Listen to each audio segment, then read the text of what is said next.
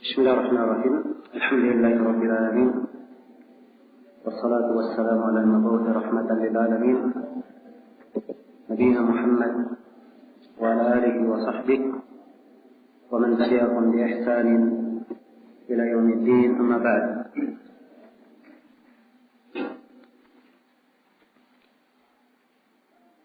Dan ini majelis yang pertama setelah pendahuluan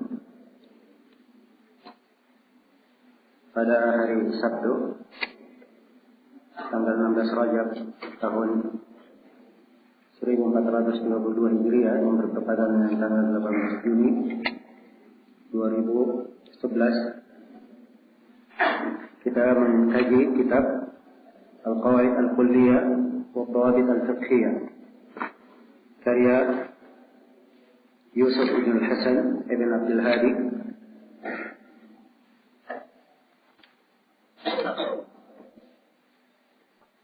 yang lebih dikenal dengan nama Ibnu Mifrad rahimahullah ta'ala. Beliau berkata di dalam pendahuluannya, Bismillahirrahmanirrahim. Ya. Sini dimulai dengan basmalah.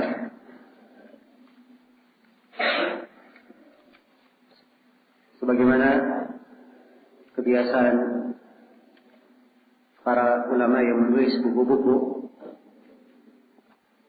tentang ilmu,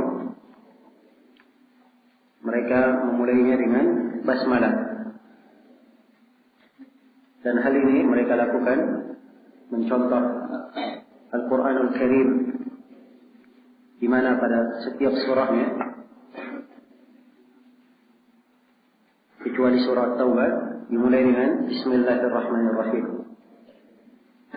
Dan juga mereka mencontoh Rasulullah SAW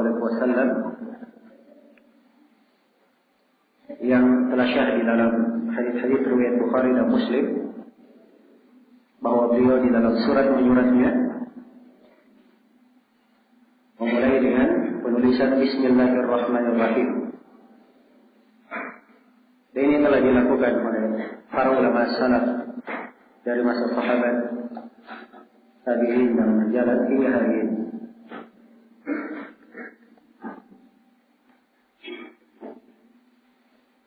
Kata beliau rahimahullah,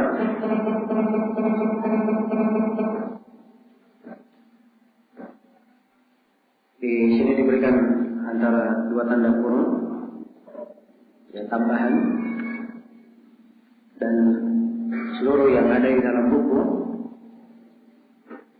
antara dua tanda kurung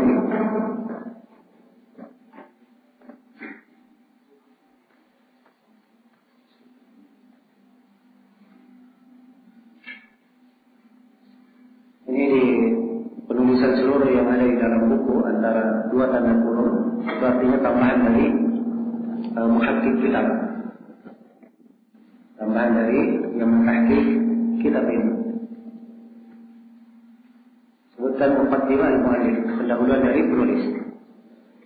Kata Ibnu Mifrad rahimahullah ta'ala, Alhamdulillahi rabbil alamin, wa sallallahu ala sayyidina Muhammadin wa alihi wa sahbihi wa sallam, wa ba'du. Alhamdulillah, segala puji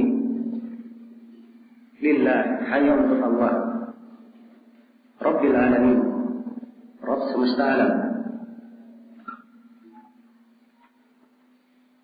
Ya, beliau dahului buku ini dengan Alhamdulillahirabbil alamin,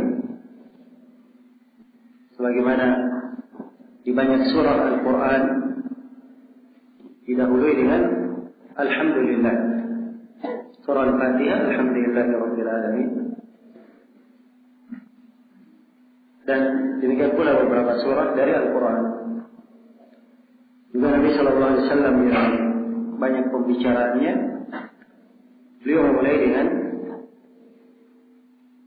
Alhamd wa tsana ala Allah azza wa jalla, memuji dan menyanjung Allah azza wa jalla.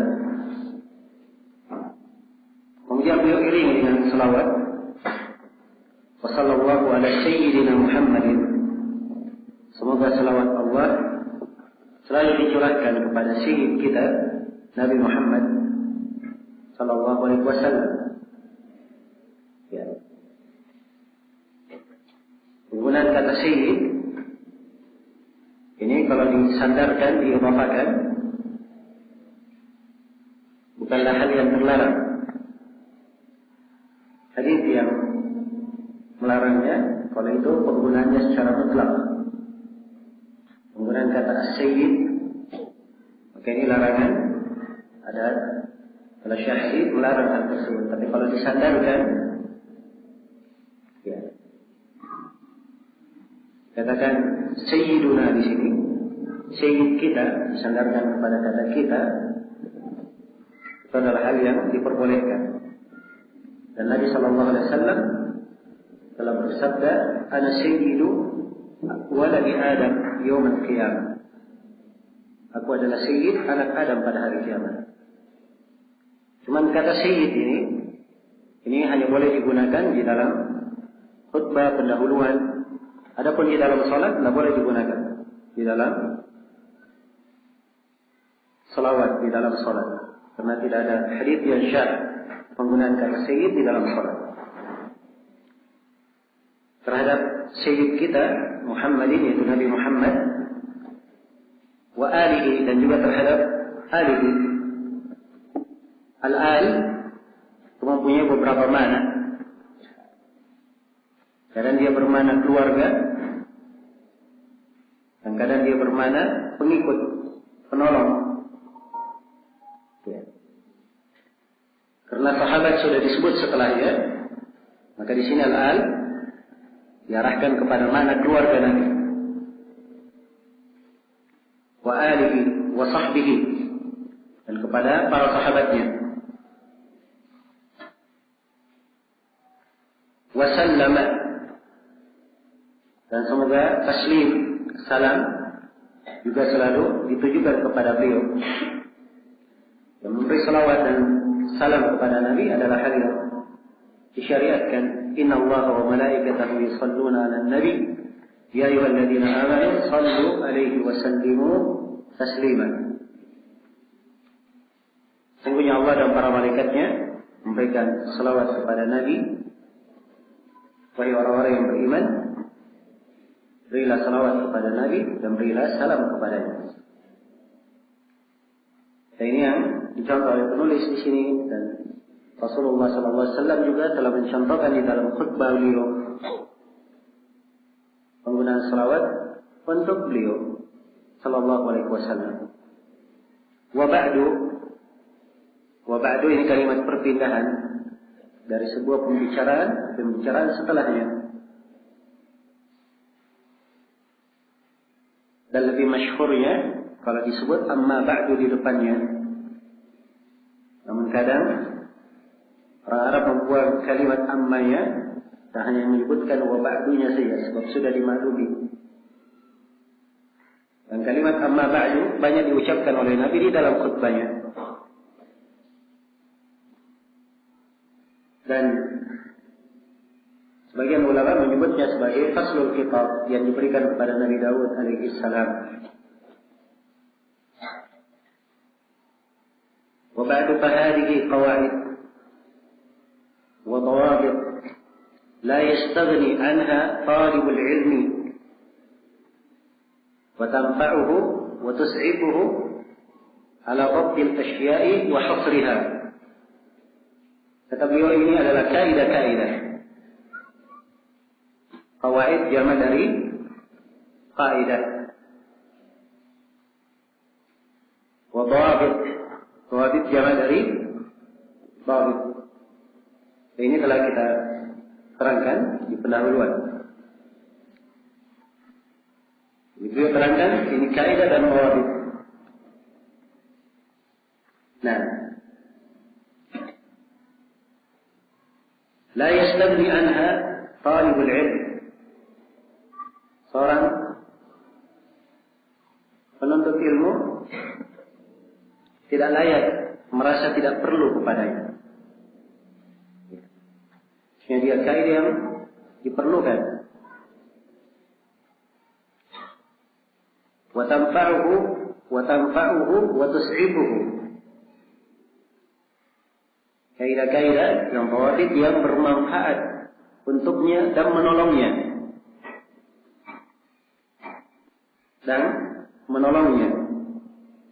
Ala dhabtil asya wa hasriha, untuk membabat perkara-perkara dan menghitungnya atau membatasinya. Iya. Inilah sebagian sebenarnya di antara manfaat utama dari ilmu itu, bagaimana seorang membabat maklumat ilmu, dia saring, dia pastikan, dan dia simpulkan dalam batasan-batasan. Iya. Itulah ilmu sebenarnya. Dan ini kaidah-kaidah membantu untuk hal tersebut. Iya. Kaidah dan dhawabit ini membantu. Kalau dia tidak punya kaidah dan dhawabit, maka dia tidak berpijak di atas pijakan yang kuat. Gampang masalah itu dia lupakan. Tiap kali terjadi kejadian, dia pikir itu adalah kejadian yang belum pernah dia pelajari. Padahal sebelumnya sudah pernah dia pelajari, masuk di dalam kaidah dan ketentuan yang telah dia pelajari. Ini karena dia kurang memperhatikan kaidah-kaidah dan dhawabit, sehingga terjadi rancuan yang kita sebutkan tadi. Tapi kalau dia memperhatikan, berpijak di atas qawaid dan dhawabit, ini akan membantu dia. Akan membantu dia untuk memastikan sesuatu dan membatasinya. Hal yang termasuk dari sesuatu itu dia akan tahu, hal yang bukan dari sesuatu itu dia akan keluarkan. Iya. Tidak ada percampur bauran dalam masalah ilmu yang dia pelajari.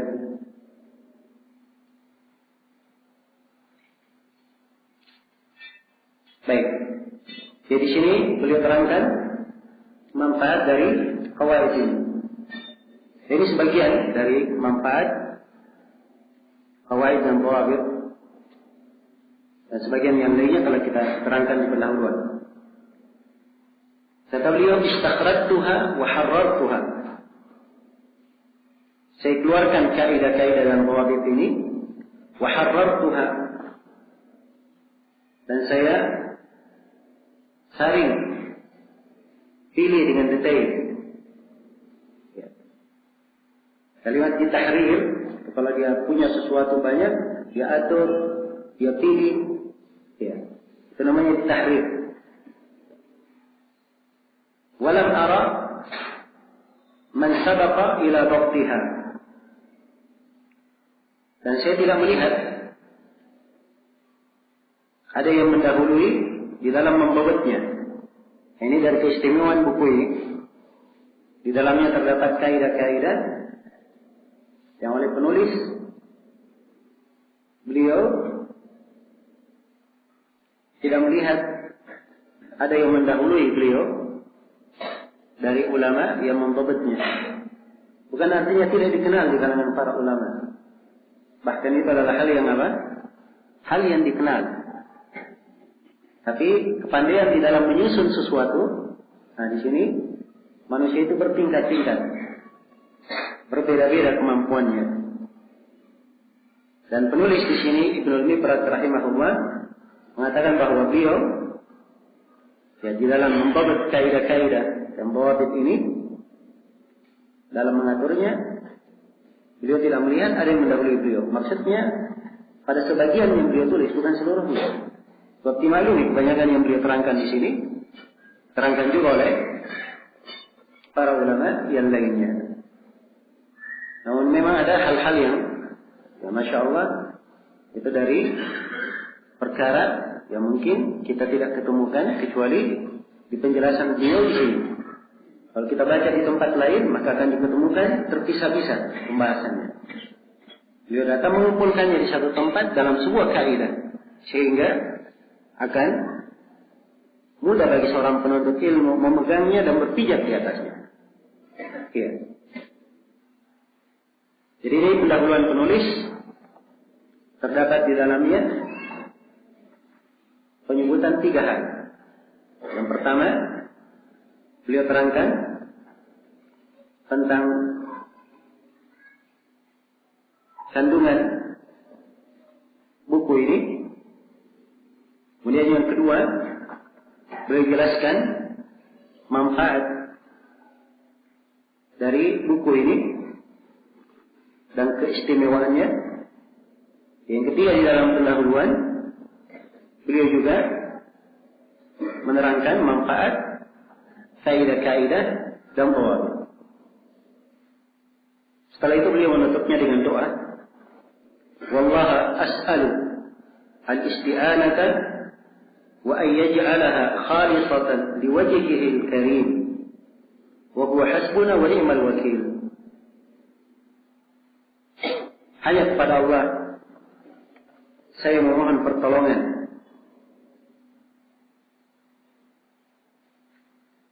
Hanya kepada Allah saya memohon pertolongan.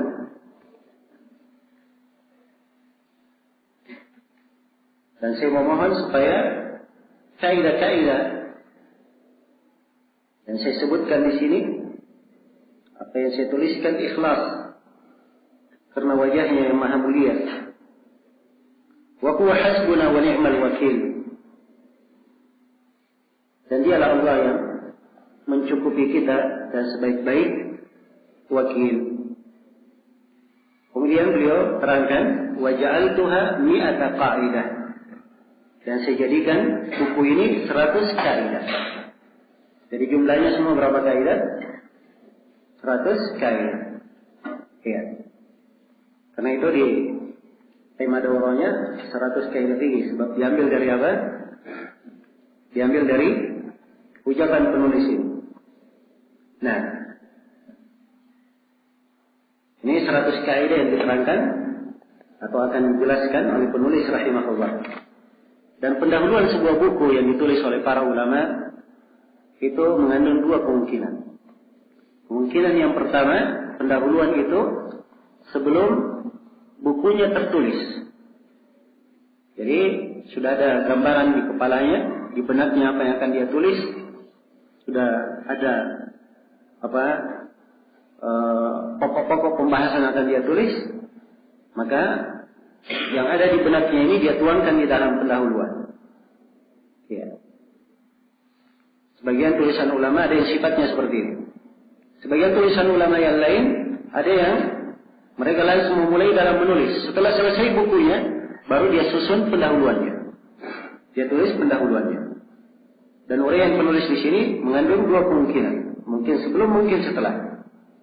Ya. Baik, kita mulai masuk kepada kaidah-kaidah yang diterangkan oleh penulis rahimahullah. Kata beliau, al-ula. Ini kaidah yang pertama. Ya, dikasih keterangan oleh muhakkik, yaitu fil ahdath. Kaidah seputar hadath. Kaidah seputar hadath. Kata beliau rahimahullah, dalam kaidah yang pertama, al-hadatsu hadatsan. Hadath itu ada 2 jenis hadath. Hadathul akbar wa hadathul asghar. Ada hadath akbar dan ada hadath asghar. Ya. Di panduan buku yang kita pegang saat ini, tidak sama dengan daurah fikih sebelumnya, kita berikan kesimpulan pembahasan-pembahasan. Ya, karena buku ini asalnya memang sudah kesimpulan pembahasan. Ya, sudah kesimpulan pembahasan. Jadi kalau misalnya dibikinkan kesimpulan pembahasan lagi, artinya buku ini akan diterjemah ulang. Ya. Karena itu tidak hanya dikopikan dari bukunya. Nah, sini beliau berbicara tentang hadas. Bahwa hadas ada dua jenis. Ada hadas akbar dan ada hadas asghar. Ada hadas besar dan ada hadas kecil. Ada hadas kecil. Ya.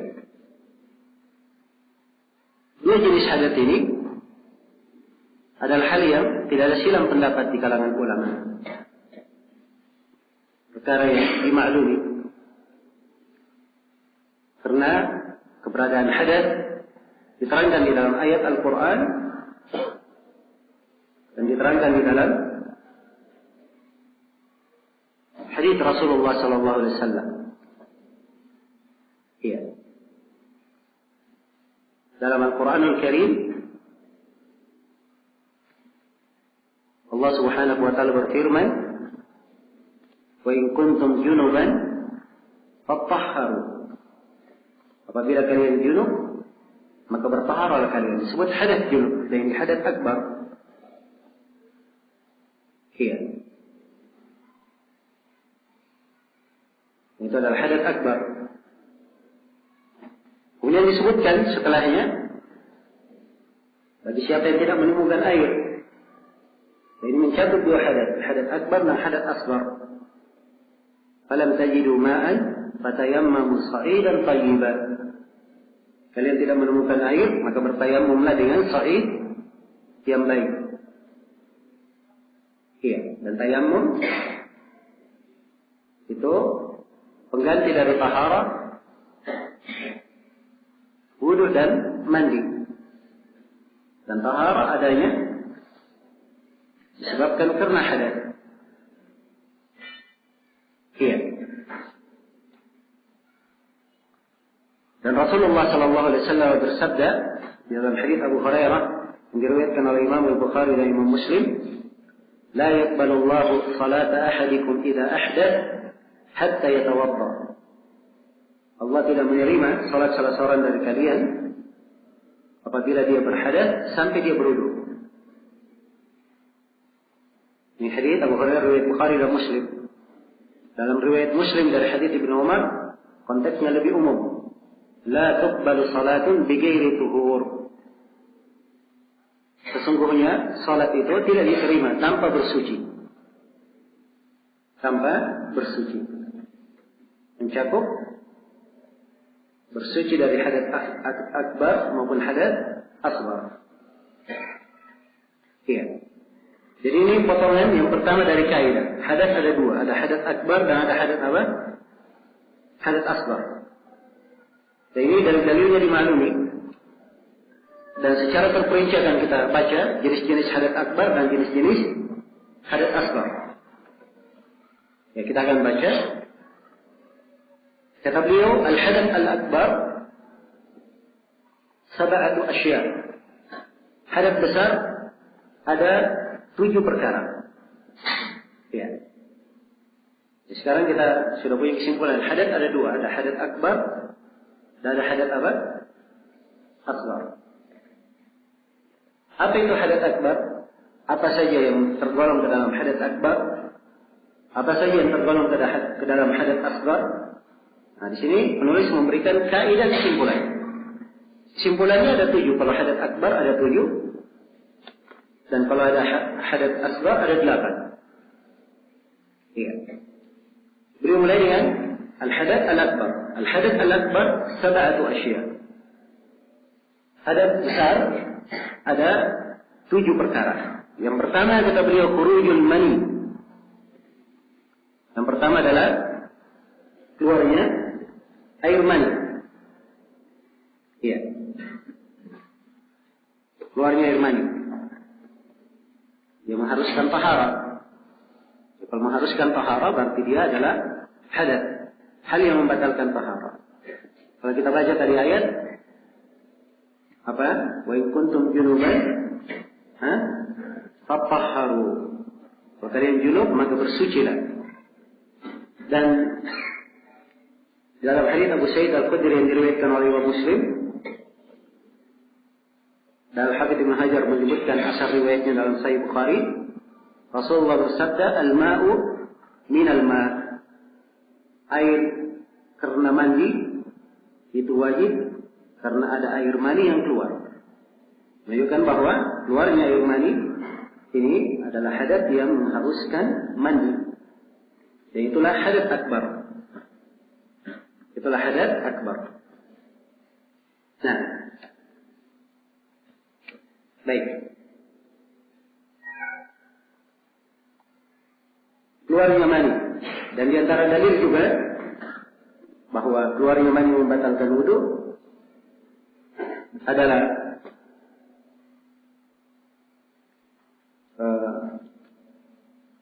baik, saya kira cukup ya dengan dua dalil itu. Supaya kita tidak terlalu memperpanjang pembahasan.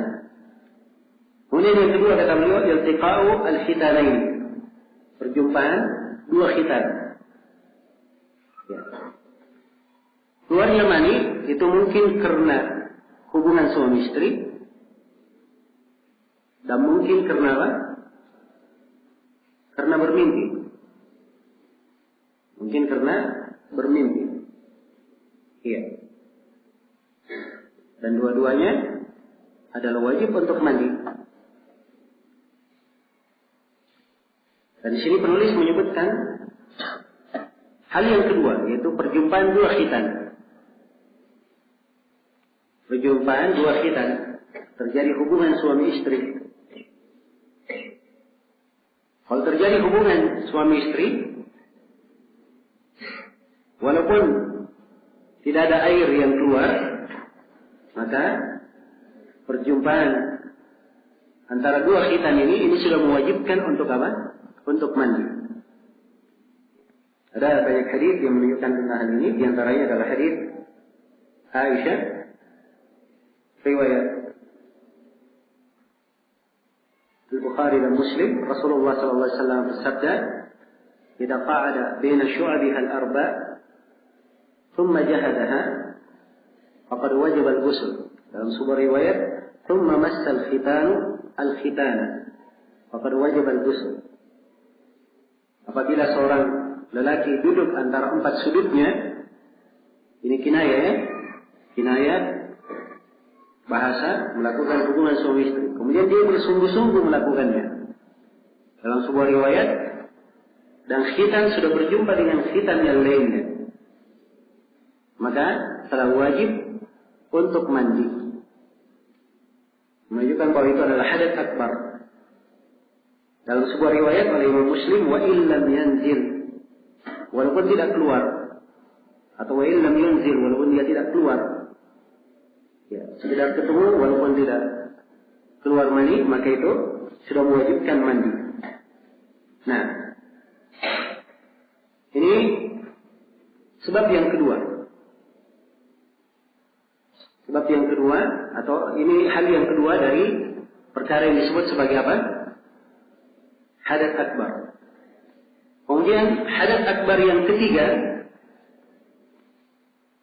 kata beliau, adalah al-kufur. Adalah kekufuran. Ya, siapa yang murtad waliyadzubillah, maka itu batal wudunya. Ya. Sebab wudu bagian dari ibadah. Sedangkan orang yang murtad, seluruh ibadahnya batal dan hancur. Ya. Allah Subhanahu wa taala berfirman dalam Al-Qur'an, "Wa laqad uhiya ilayka wa ila alladziina min qablik la in asyrakta la yahbatanna 'amaluk wa la takunanna minal musyrikin." Sungguh telah diwahyukan kepada engkau Nabi Muhammad dan kepada para nabi sebelum engkau, andai kata engkau berbuat kesyirikan, niscaya akan hancur seluruh amalanmu dan engkau pasti tergolong kepada orang yang merugi. Iya. Jadi kekufuran itu menghancurkan seluruh amalan. Menghancurkan seluruh amalan. Dan termasuk amalan adalah wudu. Jadi siapa yang kufur, maka batal wudunya. Jelas? Kalau misalnya ada seorang waliyadzubillah di pagi hari dia kafir, dia berwudu, tapi itu diingatkan, dinasihati, dan dia kembali lagi masuk ke dalam Islam, maka di sini wudunya telah batal. Dia wajib untuk apa? Berwudu kembali. Ini mana penyebutan hadas akbar yang ketiga di sini, kekufuran. Kemudian hadas akbar yang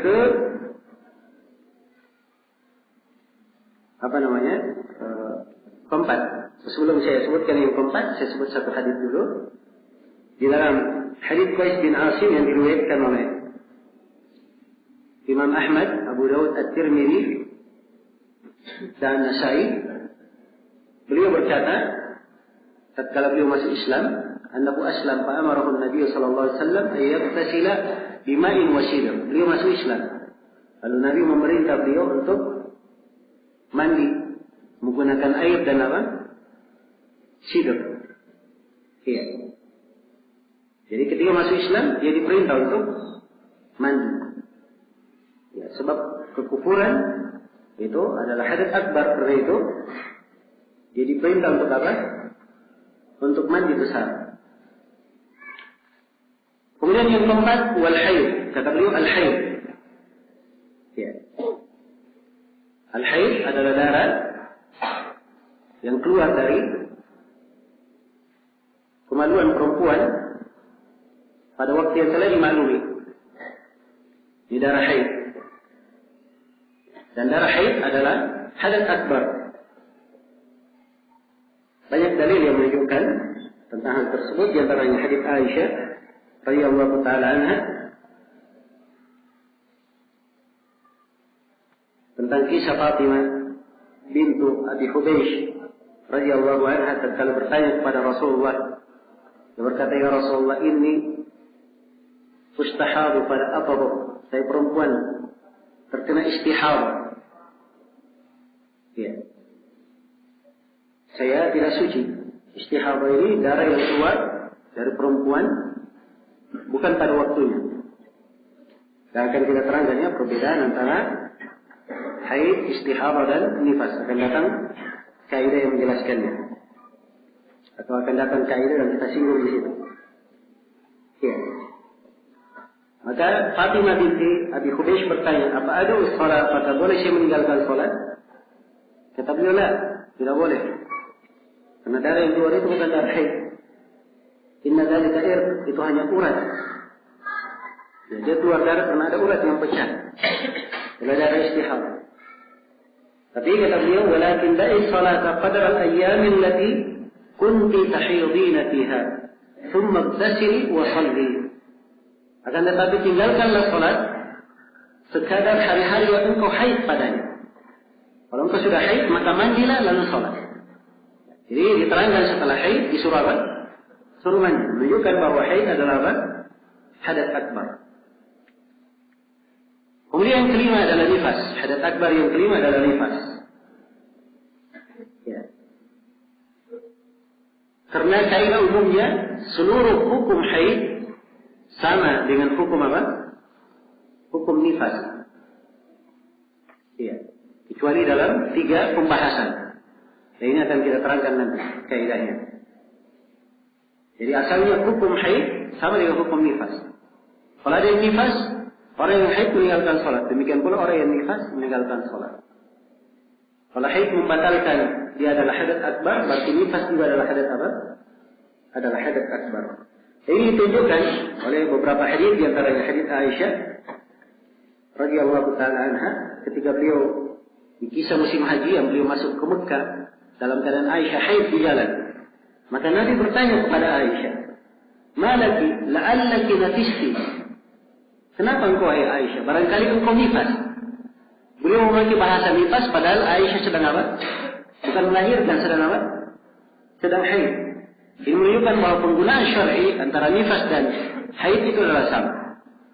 Dan Imam Bukhari memberi judul bab di dalam sahihnya. Tapi beliau berdalilkan dengan hadis lain, yaitu dengan hadis Ummu Salamah, di mana Ummu Salamah duduk bersama Nabi Shallallahu Alaihi Wasallam lalu haidnya keluar, maka Ummu Salamah pergi mengambil pakaian haidnya, mengganti pakaiannya dengan pakaian haidnya. Kemudian Nabi bertanya kepadanya, "Ana kisti, apakah engkau nifas?" Ya. Dari hukum inilah, hadis-hadis ini tidak ada silang pendapat di kalangan para ulama bahwa hukum haid sama dengan hukum apa? Hukum nifas. Ya, kecuali dalam 3 pembahasan akan kita terangkan. Baik. Kemudian hadas akbar yang ke-6, kata beliau al-maut. Ya. Al-maut, karena kematian. Nah, maksudnya di sini orang yang meninggal itu dimandikan. Orang yang meninggal dimandikan. Telah syah dari Nabi Shallallahu Alaihi Wasallam dalam kisah orang yang meninggal di musim haji itu karena diinjak oleh ontanya, dalam hadits Ibnu Abbas riwayat Bukhari dan Muslim, Nabi memerintah waghsiluhu bima'in wasidr, mandikan jenazahnya dengan air dan daun bidara. Iya. Menunjukkan bahwa perintah dimandikan. Dari perintah dimandikan ini diambil pendalilan oleh sebagian ulama, termasuk penulis di sini Ibnu Mibrad. Mereka berdalilkan bahwa ini menunjukkan bahwa kematian itu adalah hadas akbar, harus dihilangkan dengan apa? Dengan dimandikan. Ini satu pendapat, tapi ada pendapat yang kedua di kalangan ulama.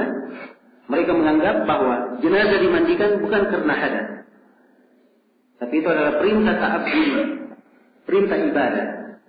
Bukan karena dia najis, tapi perintah ibadah. Perintah ibadah, bukan pula karena dia hadas, tapi dia adalah perintah ibadah. Jelas ya?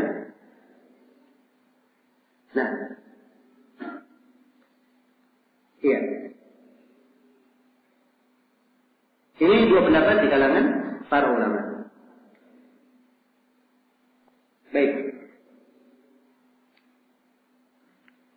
Kemudian yang ke-7 dari hadas akbar disebutkan di sini oleh penulis adalah al-wiladah bila dam, melahirkan tanpa darah. Ya, kenapa dikhususkan? Sebab asalnya melahirkan masuk di pembahasan nifas, ya kan?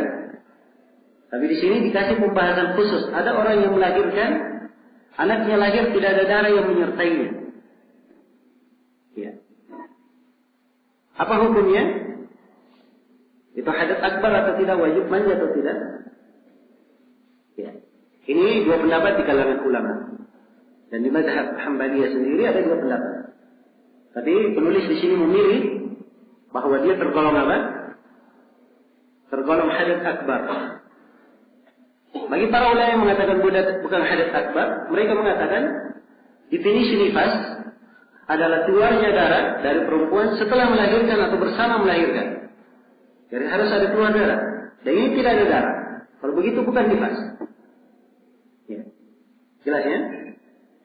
Bukan nifas. Ini sisi pendapat ulama yang mengatakan dia bukan nifas.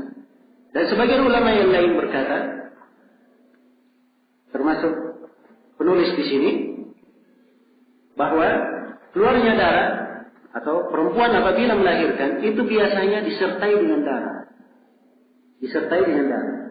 Kalaupun terjadi ada perempuan yang melahirkan tidak disertai dengan darah, ya, maka itu mungkin saja ada darah yang menyertainya tapi dia tidak lihat, atau mungkin saja tidak ada darah tapi itu adalah kejadian yang jarang terjadi, nadir.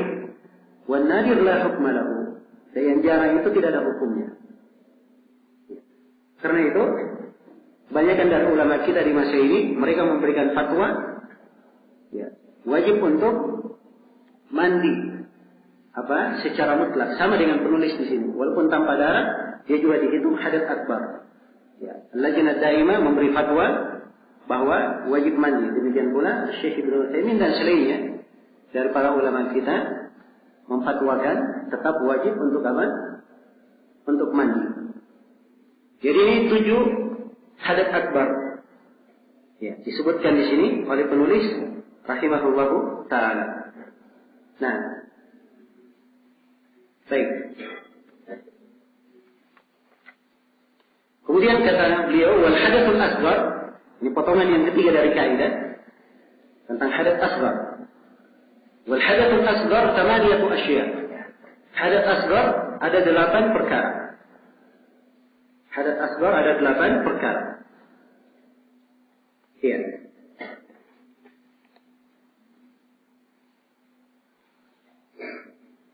Nah, yang pertama dari hadas asghar, al-kharij min as-sabilaini. Apa yang keluar dari dua jalan, yang keluar dari dua jalur.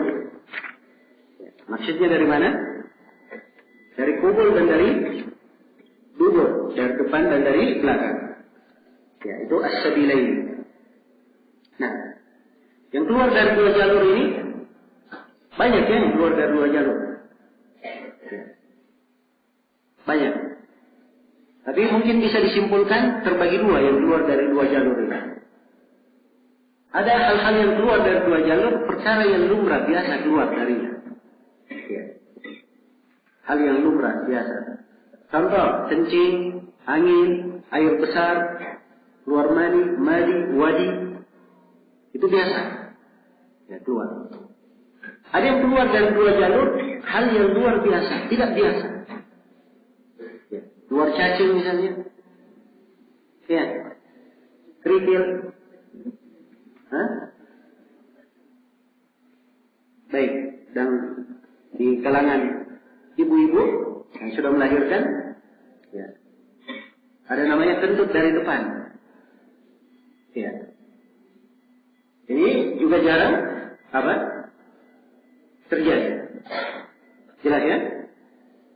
Dan di sini penulis memberi kaidah umum. Semua yang keluar dari dua jalur semuanya adalah apa? Adalah membatalkan wudu. Ya. Ini kaidah dipegang oleh sebagian ulama. Tapi sebagian ulama yang lainnya mereka tidak di atas kaidah ini. Mereka melihat langsung kepada apa jenis yang keluar itu dan diberikan hukum secara hukum syar'i. Apakah dia najis, apakah dia membatalkan wudu atau tidak. Sebab asalnya tidak ada sesuatu yang membatalkan wudu kecuali dengan apa? Kecuali dengan dalil. Kecuali dengan dalil. Itu asal. Kalau hal-hal yang dimaklumi seperti buang air besar, itu jelas membatalkan wudu. Nah, membatalkan wudu, membuang air besar. Atau jaa ahadun minkum minal ghaib, atau salah seorang dari kalian datang dari membuang air besar. Kencing juga jelas membatalkan wudu. Iya. Hadits Safwan bin Al-Sal jelas ya, walakin min baulin aw ghaibin aw naum. Tapi boleh seorang itu mengusap sepatunya kalau ada hadas, kencing, buang air besar atau tidur. Iya. Demikian pula buang angin. Itu jelas dalilnya. Hadits Abu Hurairah riwayat Muslim, hadits Abdullah bin Zaid riwayat Bukhari dan Muslim. La yansarif hatta yasma'a sautan aw yajida rihan. Jangan dia pergi sampai dia dengar suara atau dia cium bau. Iya. Jelas ya? Madi juga jelas dalilnya membatalkan wudu.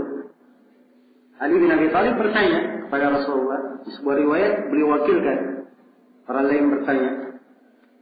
Beliau adalah seorang, beliau menyebutkan kuntu rajulan madda'an, seorang yang banyak mengeluarkan madi. Ketika ditanya kepada Rasulullah SAW, diperintah untuk mencuci tempat yang keluarnya madi itu dan diperintah untuk berwudu, menunjukkan bahwa dia membatalkan wudu. Ya. Madi. Jelas ya? Baik. Yang membatalkan wudu. Demikian pula keluarnya wadi. Itu membatalkan wudu. Membatalkan wudu. Ya. Demikian pula keluarnya mani. Kalau sifat mani yang keluar itu tidak disertai dengan syahwat. Sebab mani yang mewajibkan mandi itu kalau disertai dengan apa? Disertai dengan syahwat. Ada orang kadang dia sakit, ya, dalam keadaan sadar bukan tertidur, keluar mani. Ya, karena penyakit. Dan ini syahid dalam sebuah hadis. Nabi berkata, "Idza hadafta," apabila engkau melempar, kata lemparan ini menunjukkan diiringi dengan dorongan. Menunjukkan bahwa yang mewajibkan mandi itu apabila disertai dengan apa? Syahwat. Ya, berbeda dengan orang yang tertidur ya, karena Nabi sudah bersabda tentang perempuan yang melihat di tidurnya apa yang dilihat seperti yang dilihat oleh lelaki. Nabi berkata, "Na'am idza ra'atil ma." Iya, dia wajib mandi kalau dia melihat air. Iya. Baik. Jadi ini contoh dari bentuk hadas. Ini semuanya ada dalil yang menjelaskan, tidak ada silang pendapat di kalangan para ulama. Bahwa itu tidak membatalkan wudu. Apa hal tersebut adalah pembatal wudu? Apanya? Hal tersebut adalah pembatal wudu. Tapi hal yang keluar jarang, jarang, ya keluar cacing misalnya, ada batu-batu kerikil keluar, lebih besar ya kalau kerikil ya, pasir-pasir misalnya, atau seperti yang saya sebut tadi, kentut dari depan. Ini apa hukumnya? Nah, kalau dibangun di atas kaidah penulis, maka dikiaskan. Karena semua yang keluar dari dua jalur itu jelek, semuanya dianggap apa? Dianggap membatalkan wudu. Ya. Jelas ya? Namun yang lebih tepatnya wallahu a'lam adalah pendapat yang kedua, bahwa yang keluar dari dua jalur itu dianggap membatalkan wudu kalau ada dalil yang menjelaskannya. Kalau tidak ada dalil, maka asalnya tidak membatalkan wudu. Ya. Karena itu dibangun di atas hal ini, saya tadi sebutkan beberapa kasus ya. Kentut dari depan itu tidak membatalkan wudu, karena tidak ada dalil yang menunjukkan hal itu membatalkan wudu. Kemudian yang kedua, cairan-cairan yang keluar dari kemaluan perempuan, keputihan atau yang semisal dengan itu bukan haid, maka ini juga tidak membatalkan wudu. Ya. Menurut pendapat yang terkuat, kalau dibangun di atas pendapat penulis itu batal wudu. Sebab keluar dari dua apa? Dua jalur. Ya, tadi kita sebutkan tidak membatal wudu karena dia dalil yang menunjukkan tentang hal itu. Kemudian yang ketiga, iya. Adapun tentang cacing, kemudian batu yang keluar, kalau keluar tanpa disertai najis, tidak belepotan najis, ya, maka asalnya dia tidak membatalkan wudu. Tapi kalau disertai dengan najis, maka telah ada najisnya yang keluar dari pembatal wudu yang telah kita sebutkan, ya kencing ataupun air besar yang disepakati oleh para ulama membatalkan wudu. Saya kira beberapa kesimpulan pembahasan untuk ucapan penulis tentang hadas asghar yang pertama, yang keluar dari dua jalur. Jadi kalimat ini perlu dirinci. Kemudian yang kedua kata beliau, dari hadas asghar, al-kharijun najis al-fahish min ghairihima. Al-kharij an-najis, yang keluar najis, tapi najisnya adalah najis yang fahish. Najis yang fahish. Fahish itu di luar kebiasaan. Tabiat manusia menganggap sangat jelek. Ya. Min ghairihima, yang keluar dari selain dua jalur. Contoh misalnya seperti muntah. Muntah keluar dari mana? Mulut. Tapi dia adalah sesuatu yang menjijikkan. Ya. Karena itu penulis menganggapnya sebagai apa? Najis. Contoh lain misalnya keluar mimisan dari dari hidungnya.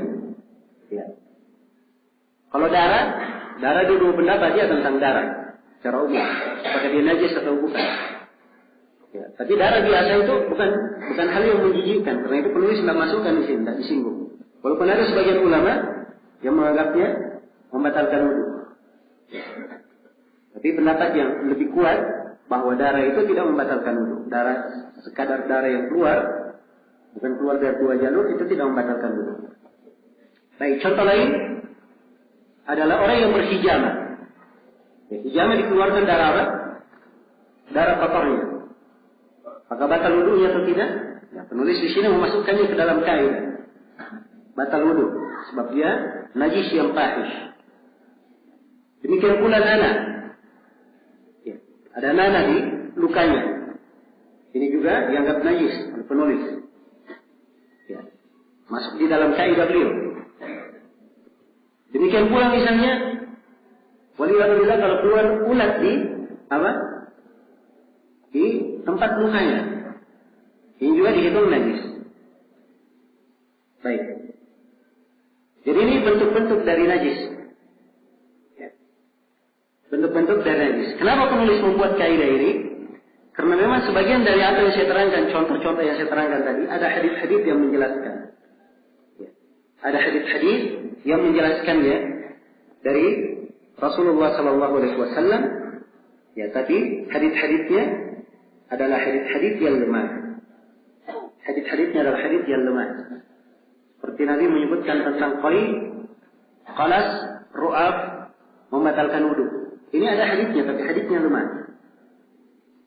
Demikian pula tentang orang yang berhijama. Bahwa hijama itu membatalkan wudu. Ada hadis yang menjelaskannya, tapi hadisnya lemah. Ya. Hadis-hadis ini, andai kata syah, ini yang diambil pendalilan oleh penulis bahwa kesimpulan umumnya seluruh hal ini kenapa dianggap najis? Beliau melihat sebuah illah karena dia adalah sesuatu yang menjijikkan. Karena itu semua yang menjijikkan yang keluar begitu apa? Najis sama hukumnya. Jelas ya? Tapi pendapat yang lebih kuat, wallahu alam, ya, bahwa ini tidak dihitung najis atau tidak dihitung hal yang membatalkan wudu. Tidak dihitung hal yang membatalkan wudu. Iya. Karena tidak ada dalil yang menunjukkan bahwa itu membatalkan wudu. Tidak ada dalil yang sahih. Tidak ada dalil yang kuat menunjukkan membatalkan wudu. Jelas ya? Hadis tentang muntah, ya, keluar mimisan, hijama, dan seterusnya itu hadis-hadisnya lemah. Tidak bisa menjadi patokan. Karena hadisnya lemah, maka ini pembatal atau hadas asghar yang kedua di sini yang disebut oleh penulis kurang tepat. Ya, yang lebih kuatnya dia tidak dihitung apa? Tidak dihitung membatalkan wudu. Iya. Baik, yang ketiga kata beliau. Nah, baik dari sini sebelum saya lanjutkan perlu saya ingatkan ya bahwa tentunya apa yang diterangkan oleh penulis dari kaidah. Ya. Seperti di sini beliau terangkan hadas asghar ada 8. Ternyata dari 8 ini tidak semuanya tidak terima dari beliau bahwa itu adalah hadas asghar. Karena dalil menunjukkan kebalikannya. Ya. Jelas ya?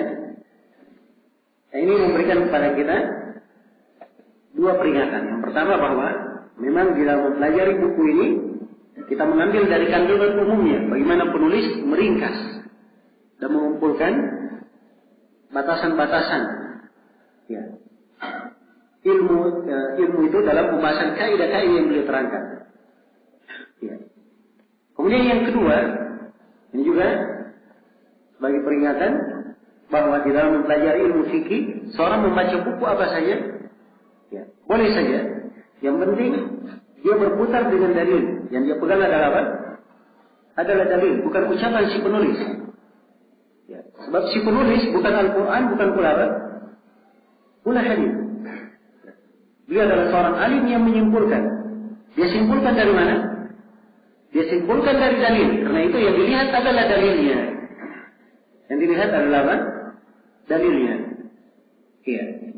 Inilah yang dipegang oleh para ulama kita, Imam 4. Semuanya menganjurkan seperti itu. Jangan kalian ambil dari pendapatku, tapi ambillah dari mana kami mengambil. Sebagian dari mereka ada yang berkata semuanya diambil ucapannya dan ditolak, kecuali penghuni kubur ini, itu Rasulullah SAW. Semua ucapannya diterima. Adapun kita ada yang diterima, ada yang ditolak. Tergantung dalilnya. Jelas ya? Namun, ya, manfaat dari buku ini sangat besar karena terdapat di dalamnya beliau terangkan kaidah. Jadi 8 perkara disebut hadas asghar. Memang pembicaraan ahli fikih tidak keluar dari 8 perkara ini. Jelas ya? Kebanyakannya tidak keluar dari 8 perkara ini. Jadi kita mudah untuk menyerap ya pembahasan seputar hadas asghar dan uraian yang dituliskan oleh penulis di sini. Kemudian hadas asghar yang ketiga yang beliau terangkan adalah zawalul aql hatta bin naum. Kata beliau hilangnya akal. Walaupun dengan tidur. Ya. Hilangnya akal itu dan dimaksudkan di sini oleh beliau ya. Apakah hilang dalam artian hilang selama-lamanya? Hilang secara berkeseterusan atau hilang sementara? Orang yang hilang akalnya berkeseterusan ini seperti orang yang tidak waras. Ya. Orang yang gila. Ini akalnya tidak hadir seterusnya. Jelas ya? Orang yang hilang sementara seperti orang yang apa? Orang yang pingsan. Tidak sadarkan diri. Iya. Ini hilang sementara. Dua hal ini, orang yang gila dan pingsan, ini sepakat para ulama bahwa itu adalah membatalkan wudu. Hal yang disepakati oleh para ulama bahwa itu membatalkan wudu. Nah, di antara dalil yang menunjukkan tentang hal itu adalah Nabi SAW ketika beliau terbangun, ketika sakit beliau, ketika beliau meninggal, beliau terjaga, lalu beliau minta air, lalu beliau mandi. Ya. Situ perbuatan menunjukkan bahwa disunnahkan untuk mandi, bukan kewajiban. Orang yang pingsan dia mandi, bukan hadas akbar.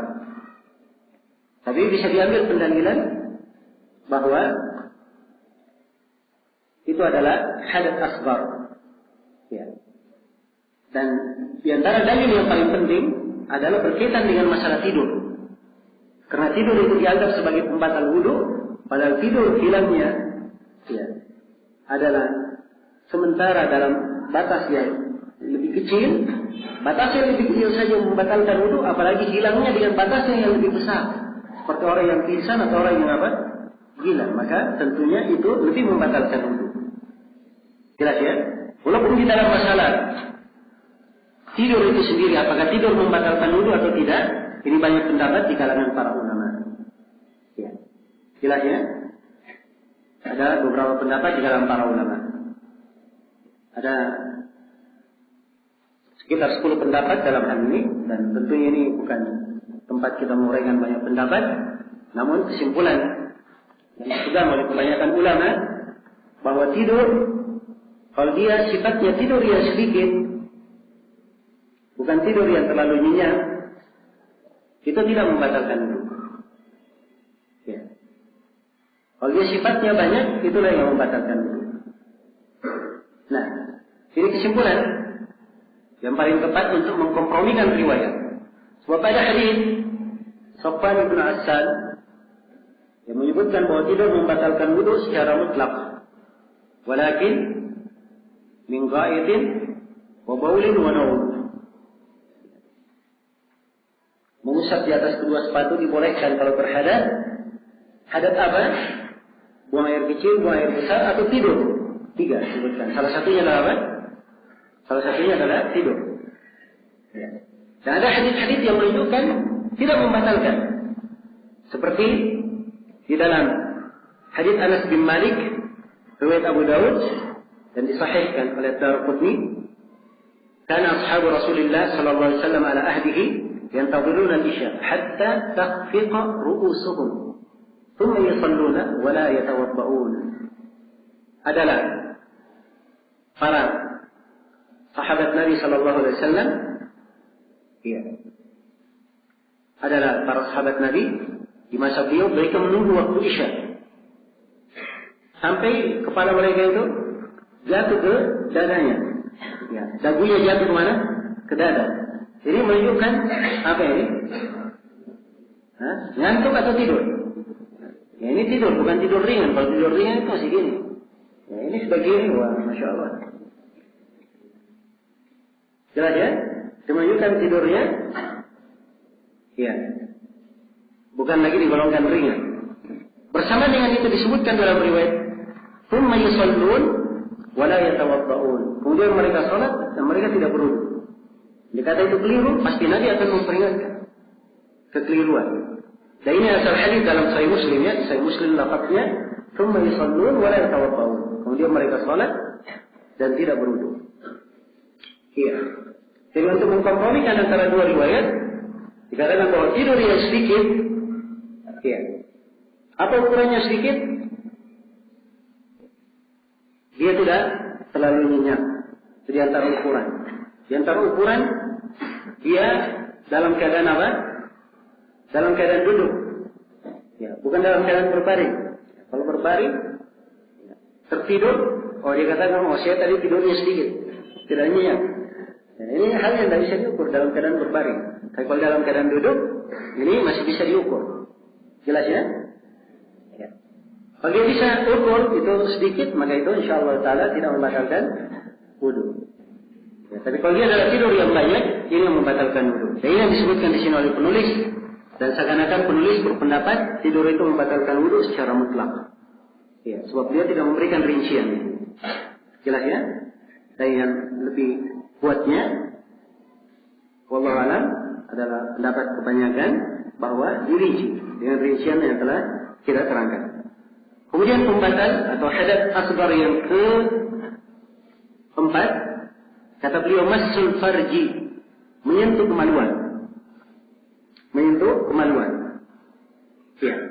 Di sini beliau menganggap menyentuh kemaluan membatalkan wudu.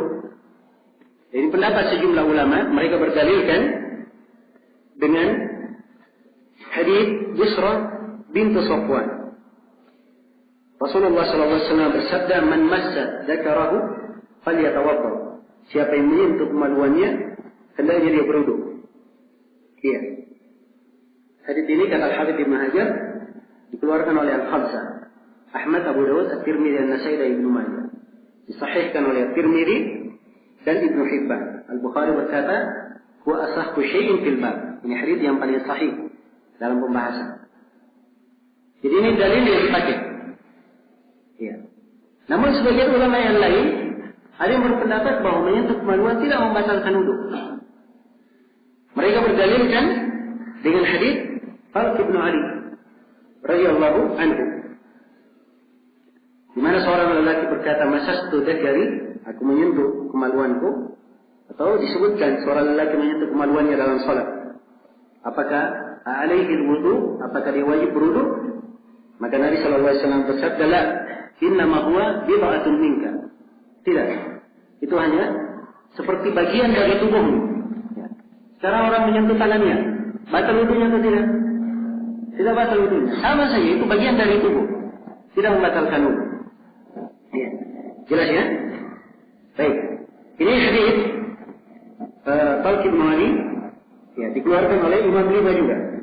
Dikeluarkan oleh Imam Lima juga. Dan menurut Ibnu Madini, dia lebih baik daripada hadis Busra. Sebagian ulama ada yang menguatkan hadis Talq bin Ali. Sebagian ulama ada yang menguatkan hadis Busra. Dan cara mereka menguatkan beraneka ragam. Ada yang membahasnya dari sisi ilmu fikihnya, ada yang membahasnya dari sisi ilmu hadisnya. Dan dari sisi ilmu hadisnya, yang benarnya bahwa dua hadis ini dua-duanya kuat. Dua-duanya adalah hadis yang bisa dipakai berhujjah. Ya. Karena dua-duanya bisa dipakai berhujjah, maka kandungan dari dua hadis ini harus diamalkan. Ya. Harus diamalkan. Karena itu pendapat yang paling tepat di sini harus dikompromikan antara dua hadis. Ya. Dan para ulama yang mengkompromikan antara dua hadis, ada beberapa cara mereka mengkompromikannya. Ada yang mengatakan batal wudunya kalau dia sentuh pakai pelapis. Ya, kalau tanpa pelapis, batas wudunya, batal wudunya. Kalau tanpa pelapis, kalau pakai pelapis tidak batal. Ada yang mengatakan kalau dia sentuh dengan syahwat, batal wudunya. Kalau tanpa syahwat tidak batal. Ya. Dan mereka berdalilkan dengan hadis. Namun ini pendapat juga kurang begitu kuat. Ya, ada pembahasan-pembahasan yang saya tidak bisa uraikan sekarang ini. Dan pendapat yang dikuatkan oleh Syekh Ibnu Utsaimin rahimahullah taala saya kira lebih tepat dalam hal ini, bahwa hadis Busra bin Safwan, "Man massa dzakarahu falyatawadda," siapa yang menyentuh kemaluannya hendaknya dia berwudu. Kata hendaknya dia berwudu, perintah di situ bukan perintah wajib, tapi perintah sunnah. Perintah sunnah. Disunnahkan dia berwudu, tapi tidak membatalkan wudunya. Dengan dalil hadits Talq bin Ali, di mana Nabi menyebutkan bahwa itu adalah bagian dari anggota tubuh. Iya. Maka ini insyaallah taala jalur yang paling baik di dalam mengkompromikannya. Ya, di dalam mengkompromikan antara dua riwayat. Jelas ya? Dalam mengkompromikan antara dua riwayat. Bahwa menyentuh kemaluan tidak membatalkan wudu, hanya disunnahkan berwudu. Disunnahkan berwudu. Iya. Baik. Kemudian kata beliau, jadi ini pembatalan atau hadas asghar yang keempat. Ini ada rinciannya ya. Masalah menyentuh kemaluan. Ya, dan yang pendapat yang lebih kuat, dia bukan hadas, tapi dia adalah hal yang seseorang lebih disunnahkan untuk berwudu. Kemudian yang kelima, kata beliau massul unsa bisyahwatin. Menyentuh perempuan dengan syahwat. Menyentuh perempuan dengan syahwat. Ya. Sini penulis mengambil pendapat pertengahan. Sebab sebagian ulama ada yang berpendapat bahwa menyentuh perempuan dengan syahwat atau tanpa syahwat semuanya membatalkan wudu secara mutlak. Ya. Membatalkan wudu secara mutlak. Dan mereka berdalilkan dengan ayat aula mastumun nisa, atau kalian menyentuh perempuan. Dalam sebagian qiraah aula mastumun nisa, dalam sebagian qiraah. Jadi mereka maknakan di situ menyentuh, ya menyentuh dalam artian apapun. Jelas ya? Menyentuh dengan artian dalam artian apapun. Iya. Baik. Dan sebagian ulama yang lain ada yang mengatakan bahwa menyentuh perempuan tidak membatalkan wudu secara mutlak. Ya, karena telah syarh dari Nabi Shallallahu Alaihi Wasallam, sebagaimana dalam hadits Aisyah riwayat Imam Ahmad, dan haditsnya kuat dari jalur-jalurnya. Anna Nabi Shallallahu Alaihi Wasallam qabbala ba'd nisaihi, thumma kharaja ila salat, wa lam yatawadda. Sungguhnya Nabi Shallallahu Alaihi Wasallam mencium sebagian istrinya, lalu beliau keluar untuk salat dan tidak berwudu. Iya, jelas ya. Dan juga di antara hadits yang mereka jadikan sebagai dalil bahwa menyentuh perempuan tidak membatalkan wudu adalah hadits Aisyah riwayat Muslim. Tatkala Nabi Shallallahu Alaihi Wasallam salat malam, ya, dekat tempat tidur dan Aisyah sedang tidur. Kalau beliau sujud, beliau memegang kaki Aisyah. Ini dijadikan dalil bahwa menyentuh perempuan tidak membatalkan wudu. Iya. Jelas ya? Tidak membatalkan wudu. Namun Syekh di sini penulis ya, mengatakan bahwa menyentuh perempuan yang membatalkan wudu itu kalau dengan syahwat. Artinya kalau tanpa syahwat tidak membatalkan apa? Tidak membatalkan wudu. Ya, jadi beliau mengkompromikan antara dua pendapat. Ya. Dan pendapat yang lebih kuat tidak perlu dikompromikan, sebab hadits yang menjelaskan atau ayat yang kita sebutkan tadi, aula mastumun nisa, kalau kalian menyentuh perempuan, menyentuh di situ bukan menyentuh artinya menyentuh kulit, tapi yang dimaksudkan adalah apa? Hubungan suami istri. Jadi yang ditafsirkan oleh Ibnu Abbas radhiyallahu taala anhu dan selainnya. Iya. Jelas ya? Walaupun di ayat andai kata dikatakan mungkin bermakna menyentuh kulit, ya, tetapi hadits Rasulullah SAW lebih menjelaskan bahwa sekadar menyentuh kulit itu tidak membatalkan wudu. Karena itu rincian dengan syahwat atau tanpa syahwat kelihatannya tidak begitu kuat. Ya, maka yang kuatnya bahwa menyentuh perempuan itu sama sekali tidak membatalkan wudu. Sama sekali tidak membatalkan wudu. Ini pendapat yang lebih kuat insyaallah taala. Baik. Kemudian yang keenam yang disebutkan oleh penulis adalah ghuslul mayyit. Memandikan apa?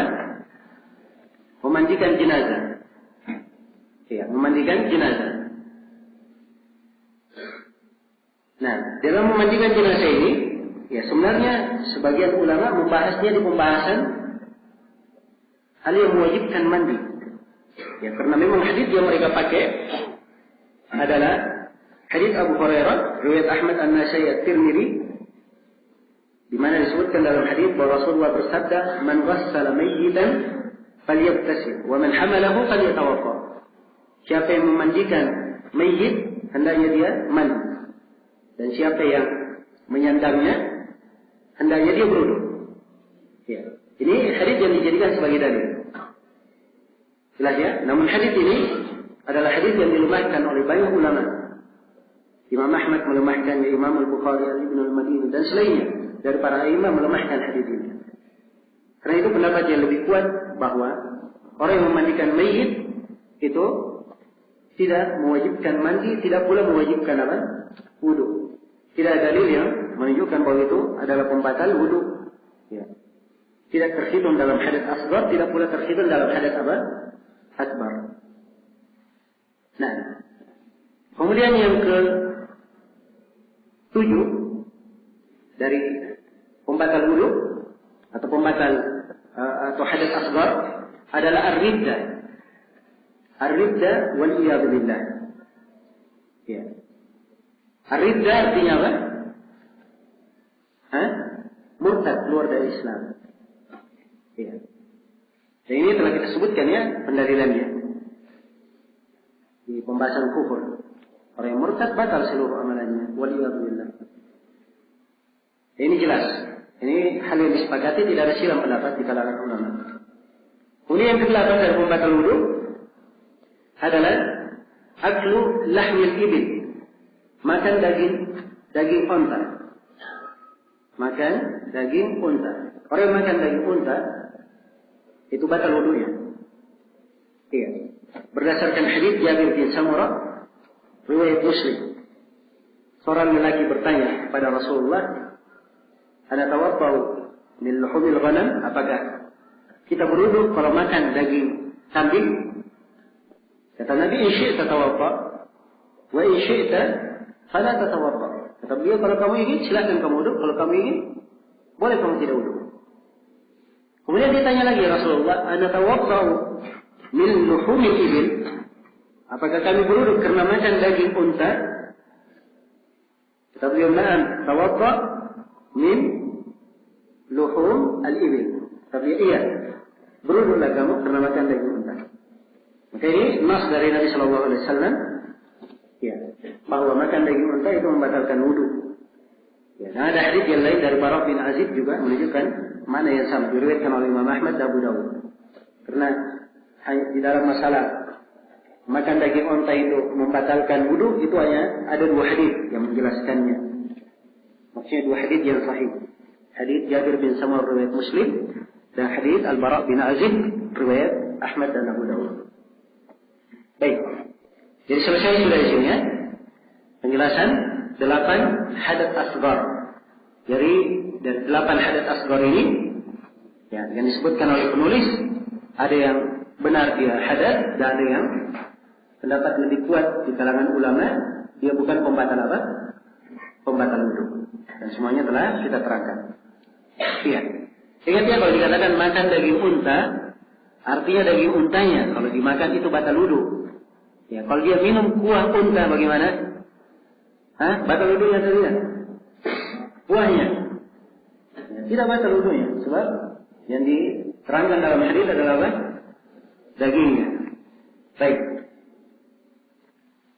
Selesai kaidah yang pertama, kita pindah kepada kaidah yang kedua. Kata beliau rahimahullah as-tsaniyah. Kaidah yang kedua. Fi naw'i at-taharah. Pada 2 jenis taharah. Iya. Kata beliau at-taharatu taharatan. Taharah itu ada 2 jenis. Kubra wa sugra. Ada taharah kubra, taharah besar, wa sugra, dan ada taharah kecil. Ya, beliau akan bedakan ya antara taharah kubra dan sugra. Ya. Jadi sebelumnya saya ingin ingatkan bahwa di sini penulis ya, menerangkan kaidah itu di satu sudut ya. Beliau menerangkan taharah terbagi dia. Maksudnya taharah dari apa? Taharah dari hadas. Karena taharah itu dari 2 macam. Ada taharah dari hadas dan ada taharah dari najis. 2 macam. Yang dimaksudkan oleh penulis di sini dengan 2 jenis taharah. Taharah dari apa?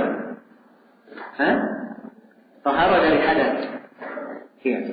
Tahara dari hadas. Adapun tahara dari najis, berbersih dari najis. Kalau ada najis yang melekat di badannya, dia sucikan. Iya. Ada anjing yang menjilatnya, dia bersihkan. Itu namanya tahara dari apa? Dari najis. Iya. Dan yang dibahas oleh penulis di sini tahara karena hadas. Ada yang membatalkan taharanya. Nah, tahara dari hadas ini kata dia terbagi dua.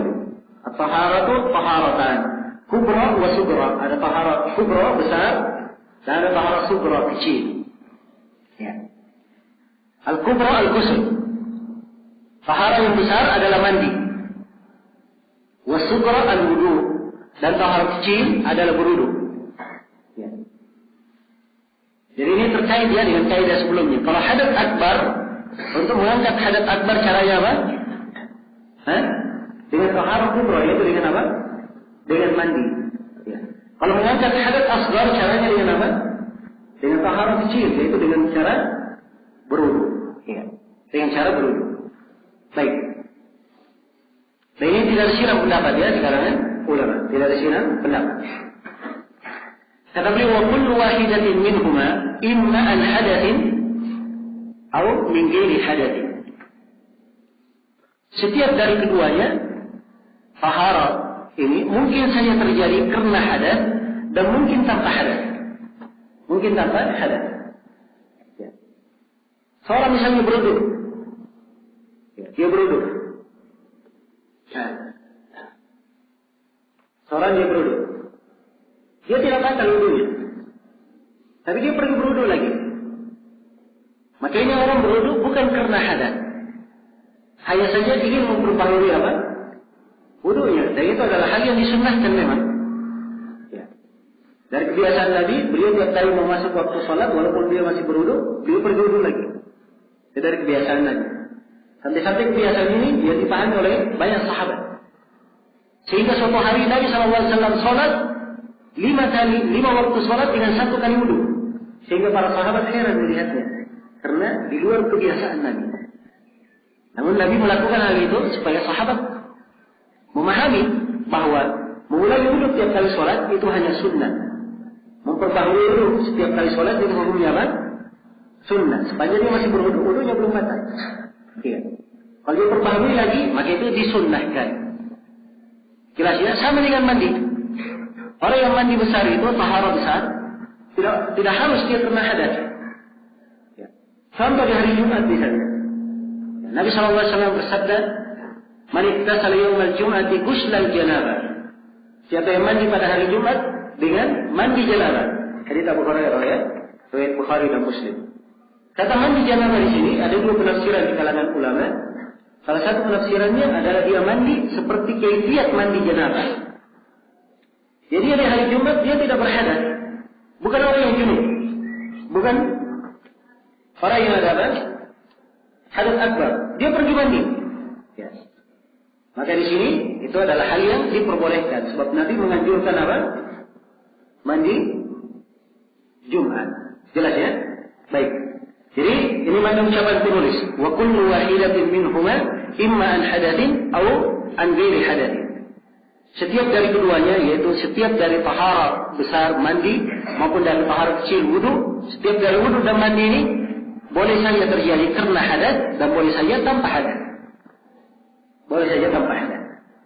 Kemudian dia berkata, wa kullu wahidatin minhuma imma wajibatun aw mustahabbah. Dan setiap dari keduanya kadang itu wajib dan kadang sunnah. Ada orang yang mandi tahara mandi besar. Kenapa? Sebab dia wajib. Ya. Wajib dia mandi besar karena dia junub. Ini wajib. Jelas ya? Ada seorang yang mandi. Ya. Dia mandi bertaharah dengan cara mandi. Ya. Hukumnya sunnah. Seperti mandi Jumat misalnya. Jadi bagi mereka yang berpendapat bahwa mandi Jumat hukumnya sunnah ya. Nah. Jadi ada yang wajib, ada yang sunnah. Demikian pula wudu. Ada yang wudu karena dia hadas, wajib dia berwudu. Allah tidak terima salat salah seorang dari kalian kecuali kalau dia berwudu. Dan ada yang karena sunnah, dia hanya ingin memperbaharui wudunya saja. Ya, ini disunnahkan. Baik.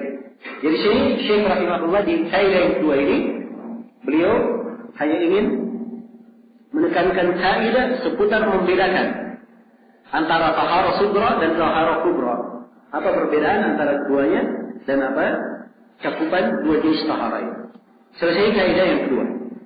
Kemudian kata beliau as-salitsah, kaidah yang ketiga fi syurut taharah, tentang syarat bertaharah. Ya. Kata beliau rahimahullah, syurut taharah 10. Syarat bertaharah ada 10. Ya. Syarat bertaharah ada 10. Nah, ini beliau masuk ke dalam syarat bertaharah, mencakup seluruh jenis taharah, taharah besar maupun taharah apa? Taharah kecil. Ya, disyaratkan yang pertama al-Islam, keislaman, yang kedua al-aql, dia waras, sadar, kemudian yang ketiga at-tamyiz. Disyaratkan tamyiz. Iya. Syaratkan dia bisa membedakan. Ini 3 jenis syarat adalah hal yang dipersyaratkan di dalam ibadah-ibadah yang lainnya.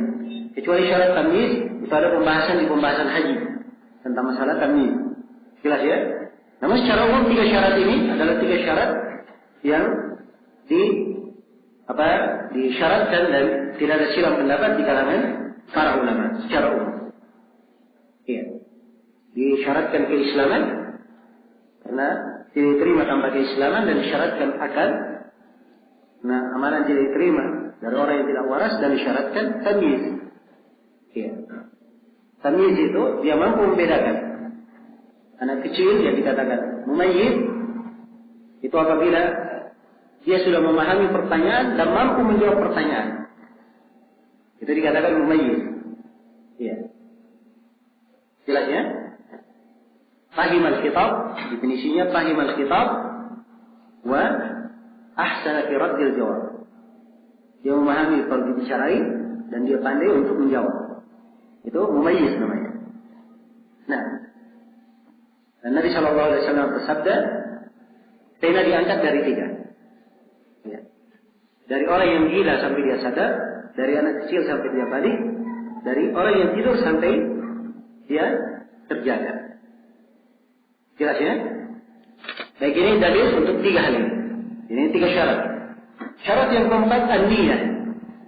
Ya. Dalil pensyaratan niat banyak dalilnya ya. Namun secara khusus di sini hadis Rasulullah SAW riwayat Bukhari dan Muslim, innamal a'malu binniyat wa innamal likulli imri'in ma nawa. Setiap amalan itu dengan niat, dan setiap orang mendapatkan sesuatu sesuai dengan apa yang dia niatkan. Iya. Kemudian syarat yang ke-5, al-ma' at-tuhur. Dia bertaharah dengan air yang suci. Iya. 2 kalimat di sini, air dan kalimat suci. Menunjukkan kalau dia bertaharah dengan air yang najis, diterima taharahnya atau tidak? Tidak diterima, tidak syah. Tidak terpenuhi syarat taharah. Demikian pula kalau dia bertaharah menggunakan selain air. Ya. Dia bertaharah pakai minyak kelapa misalnya, mandi junub pakai minyak kelapa. Hah? Syah atau tidak? Tidak syah. Oh, tidak ada air ini, bensin yang ada. Ini tidak syah. Disyaratkan apa? Al-ma' at-tuhur. Ya, dan segera ini jelas ya. Ya. Dalilnya adalah ayat falam tajidu ma'an. Kalian tidak menemukan air. Disebut dalam bentuk nakirah. Dan yang dimaksudkan ya, hanya air yang tertentu itu saja, sifatnya ma' mutlaq. Ma' mutlaq.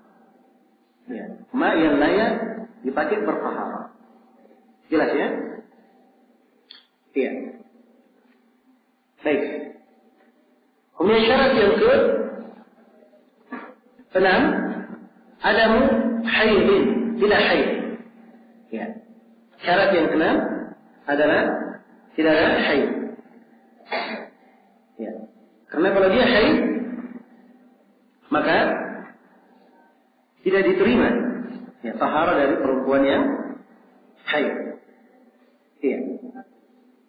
Tidak diterima taharah dari perempuan yang haid. Baik. Kemudian yang ke-7, ada nifas. Dia tidak nifas. Ini telah kita terangkannya bahwa haid hukumnya sama dengan apa? Sama dengan nifas. Sama dengan nifas. Iya. Khusus untuk haid sudah saya terangkan dalilnya ya. Pada is-salata qadar al-ayyam allati kunti tahidina fiha. Tinggalkanlah salat sekadar hari-hari yang kau haid padanya. Ya, jadi tidak boleh salat. Dia digolongkan tidak tahir di situ, tidak suci pada masa dia haid. Demikian pula nifas. Kemudian syarat yang ke-8, ada mani'in hissiyin. Tidak ada penghalang hissi yang sifatnya hissi. Sesuatu yang menempel di kulit dan menghalangi air itu masuk ke kulit. Ya. Menghalangi air masuk ke kulit. Ya. Misalnya tertempel di kulitnya karet misalnya. Karet ini menghalangi apa? Air masuk ke kulit. Ya. Atau cat yang dia tidak meresap, tapi cat yang kayak bentuk karet. Jelas ya? Ini tidak syah. Jadi harus dibersihkan dulu, diangkat dulu itu. Yang menghalangi, diangkat. Setelah diangkat seluruhnya, barulah boleh apa? Boleh syah untuk bertahar. Ada yang menggunakan hinna daun pacar atau yang semisal dengannya, itu tidak ada masalah. Sebab hinna itu meresap. Digunakan di kulit pun dia meresap. Jelas ya? Jadi kalau begitu dia siram air, kulit tetap kena. Dan ini tidak ada masalah. Iya. Baik. Kemudian syarat yang ke-9, kata beliau, wa ibahatul mutahhari bihi, dan pembolehan air yang dipakai bersuci. Mutahhari bihi artinya air yang dipakai bersuci. Jadi air yang dipakai bersuci itu air yang boleh dipakai. Ya, dikasih contoh oleh para ulama, air yang memang diwakafkan. Ada orang yang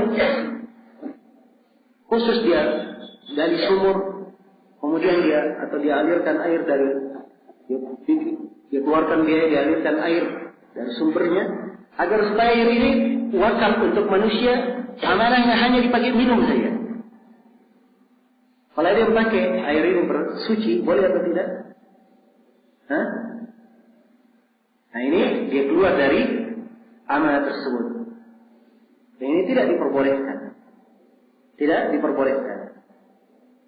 Baik. Seperti contoh lain, ada yang berwudu dengan air yang dicuri. Air yang dicuri. Syah wudunya atau tidak? Ya. Sebab air yang dipakai air yang tidak diperbolehkan. Ini menurut pendapat sebagian ulama. Dan ini sebenarnya pembahasan usul fikih. Ya, akan kita bahas nanti ya di pembahasan larangan di ilmu usul fikih. Larangan itu apakah dia mengharuskan bermakna rusaknya sesuatu? Kapan dia merusak sesuatu? Ya. Dan yang sebenarnya kalau berwudu dengan air yang dicuri, sebagian ulama memang mengatakan batal wudunya. Tapi pendapat yang lebih kuat tidak batal wudu. Ya, sebab air tidak khusus dipakai untuk apa? Berwudu. Dia adalah hal yang dipakai untuk berwudu untuk selain berwudu. Ya, maka kalau dia berwudu dengan air yang dicuri, dia berdosa, tapi wudunya tetap syah. Wudunya tetap apa? Tetap syah. Nah, baik. Jadi ini mana syarat yang dimaksudkan oleh penulis di sini. Ya, walaupun ya, di dalam masalah sebagian cabangnya, ya, sebagaimana yang kita terangkan tadi, ini kembali kepada akar pembahasan ilmu usul fikih. Ya, menggunakan air yang tidak syah misalnya dalam berwudu. Apakah wudunya syah atau tidak? Nah, ini pembahasan apakah nahyu yaqtadil fasad atau tidak. Ini ada beberapa pendapat. Ada yang melihat, ada yang berkata bahwa dilihat larangannya kemana. Dia kembali kepada zatul ibadah, pada syaratnya atau tidak. Ya. Ada yang memberikan rincian yang lain. Dan ini pembahasan di ilmu usul, insyaAllah akan kita terangkan nanti. Baik. Ya, dan khusus untuk hal ini, telah kita terangkan bahwa yang tepatnya wudunya syah, tapi dia dianggap apa? Dia dianggap berdosa.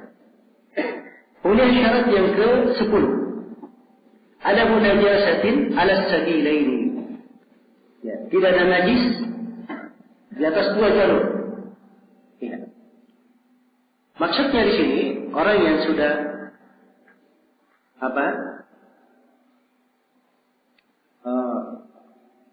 buang hajat. Ya, dia buang air kecil, buang air besar. Masih ada najis di dua jalur yang keluar, belum dia bersihkan. Setelah itu dia berwudu. Apakah syah wudunya atau tidak? Ya, menurut penulis tidak syah. Karena dia belum membersihkan najis pada dua jalur. Tapi ini pun beliau isyaratkan alal khilafi fi dzalik. Ada silang pendapat dalam hal ini. Ya, jelas ya, memang ada silang pendapat. Nah, jadi kalau menurut yang ditekankan oleh penulis, siapa yang berwudu sebelum dia istinja, berbersih, bersuci dari najisnya, maka wudunya tidak syah. Nah, namun ini pendapat tidak begitu kuat. Pendapat yang lebih kuatnya wudunya syah dan dia dianggap berdosa karena tidak bersuci dari najis. Nah, baik. Kemudian setelah itu, dan di sini beliau berikan tabit, ya, bahwa dia dianggap harus hilang najis. Kata beliau, wa tabitu dzalika adamul iktiran bimani'in syar'iyyin aw hissiyyin. Babitnya tidak ada iktiran dengan mani syar'i. Iya. Jadi sekarang kenapa dia tidak bisa mensucikan dua jalur tempat keluar najis? Kenapa tidak bisa disucikan? Dilihat. Kalau dia tidak ada udzur, ini tidak syah taharah. Tapi kalau dia ada udzur penghalang dari sisi syar'i, ya. Apakah dia tidak bisa menggunakan air? Dia buang air kecil, tapi dia tidak bisa menggunakan air. Ini dari sisi syar'i dia dapat apa? Dapat udzur. Atau dari sisi hissi, ya. Karena memang tempat keluarnya terluka, tidak bisa disentuh. Jelas ya? Kalau disentuh akan membahayakannya, akan menambah lukanya misalnya. Ya, ini oleh penulis tidak dipermasalahkan, itu babitnya. Tapi kalau tidak ada udzur, maka bagi beliau ini artinya dia melanggar, menggunakan syarat taharah. Ya, baik.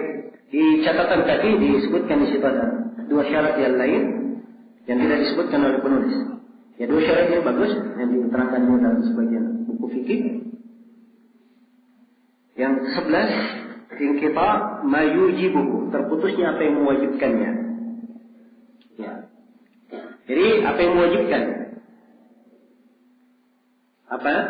Wudu itu sudah terputus. Sekarang perempuan haid. Perempuan yang haid dia wajib mandi, ya kan? Keluarnya haid mewajibkan dia mandi. Kapan dia wajib mandi? Apabila haidnya sudah terputus. Begitu maksudnya. Jadi kalau sudah terputus, sudah selesai, dia wajib untuk mandi. Kemudian ke-12, dukhulul waqt ala man hadatsuhu daim. Masuk waktu terhadap siapa yang punya hadas yang terus menerus. Jadi di kondisi tertentu orang punya penyakit, dia punya misalnya penyakit kencing tidak bisa ditahan. Ya.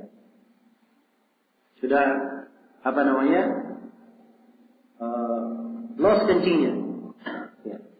Begitu mau keluar saja. Tidak pamit dia juga bilang keluar saja. Ya. Jelas ya, ini penyakit.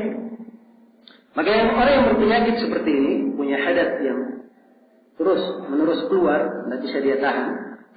Ya. Dibolehkan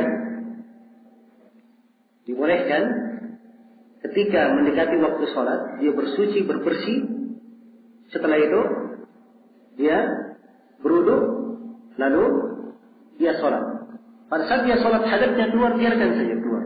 Sholatnya sudah apa? Sudah syah. Jelas ya? Ini orang yang punya hadas terus menerus. Nah, dan di sini disebutkan kalau sudah mulai masuk waktu sholat, ya sekarang waktu duhur. Ya.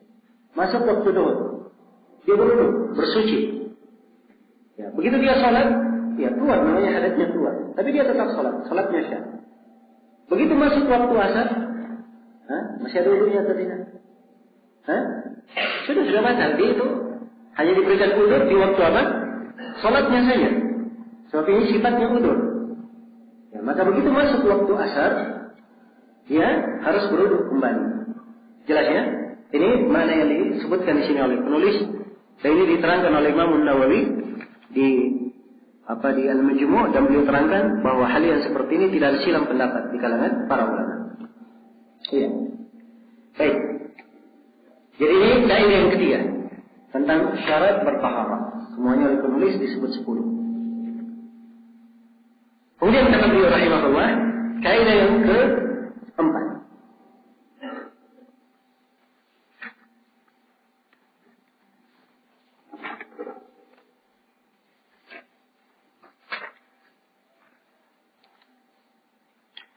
Kata beliau sunanul wudu'i asyarah.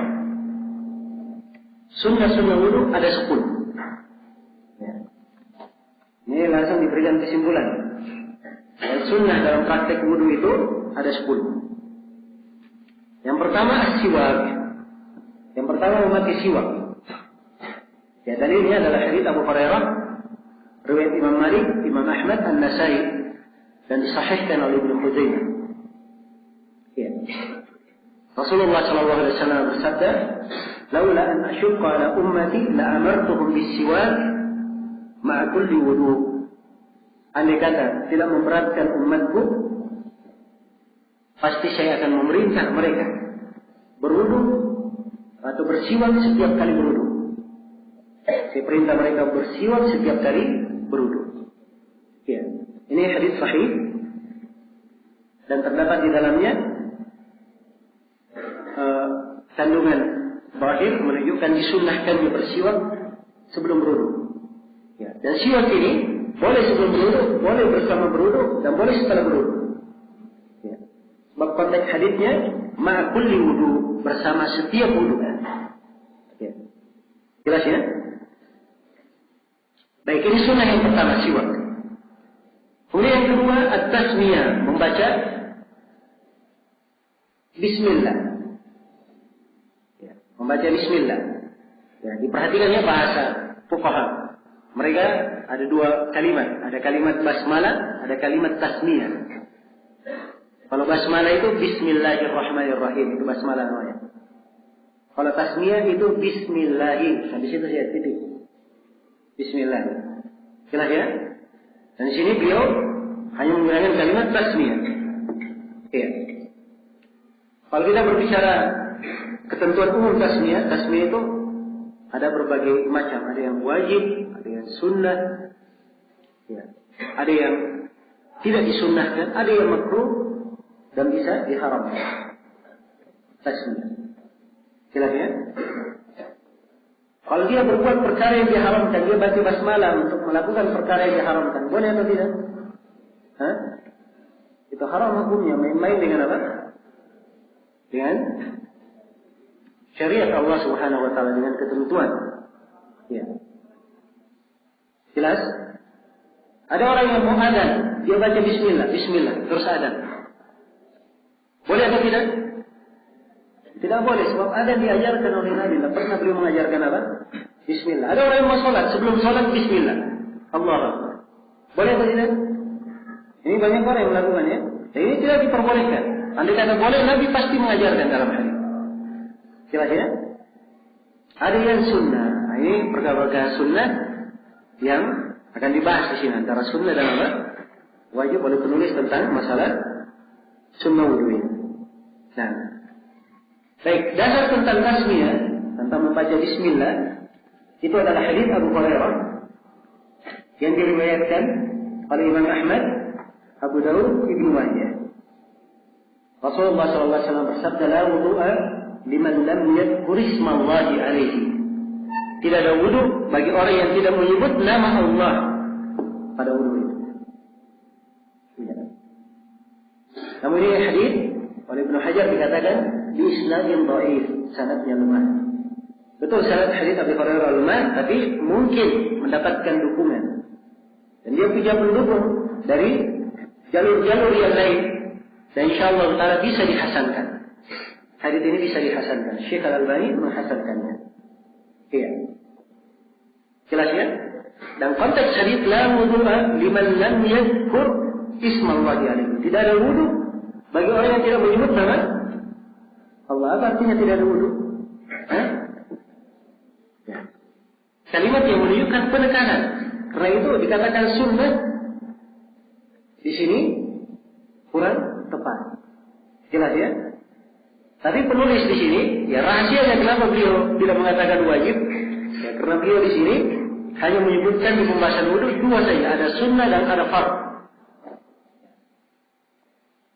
Ini pembahasannya di dalam pembahasan hukum harus dipahami di pembahasan wudu.